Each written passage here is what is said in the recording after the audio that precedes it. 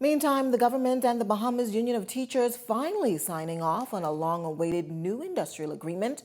Here's our Laurencia Smith again. She was present for today's signing. Numerous threats of industrial actions, and after 3 years of negotiations, the government and the Bahamas Union of Teachers have signed a 3-year industrial agreement. BUT President Belinda Wilson, who represents some 3,000 teachers across the country, outlining benefits members will receive in their agreement. We agreed with the government on a 15% salary increase over a 3-year period, which will be paid in the first year. There will be 2 increments, an increase of 2 increments, which is $116.66, plus your normal increment of $58.33. In the second year, it's an increase of 1 increment, which is $700, plus your normal increment. And in the third year, again, it's 2 increments plus the normal increment. Wilson did know that she's very pleased that she and her team was able to secure additional medical benefits, which will include dental and vision services. As for those teachers deployed to the Family Islands, we have gotten increases in housing allowance and responsibility allowances. So we tried to ensure that they would get an additional allowance to assist them with their day-to-day work. The BUT chief says she doesn't think that this agreement will retain teachers.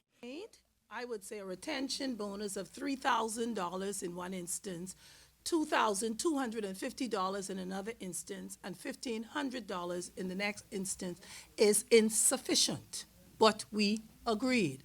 What will retain teachers is when persons at the Ministry of Education and the Department of Education monitors, police, and adheres to the agreement that we are signing. The signing took place at the office of the Prime Minister today, with this being the union's 4th industrial agreement, which is set to expire in 2025. Education Minister Gladys Hannah Martin noting that this is the first time in recent years that there has been such a significant increase for teachers.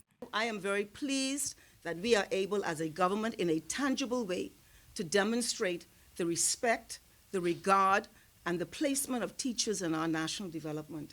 And I trust that this marks the beginning of cordial and productive relations between the Bahamas Union of Teachers and the Ministry of Education as we move forward with our singular interest, which is advancing the cause of education in this country.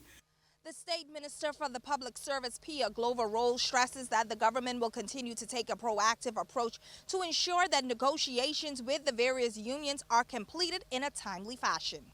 Industrial agreements, which it was no fault of any trade union why we waited this long. When I say we, I mean government. So the priority was getting that which was long-standing behind us. And of course, we're going to be proactive in ensuring as soon as we wrap up these current agreements, like President Wilson said, let's get back to the table and begin to prepare. We know what's coming, so let's not wait until that time comes. Let's be proactive so when the time comes, we can be ready to sign and move forward. Negotiations take a process and some time. Laurencia Smith, Eyewitness News.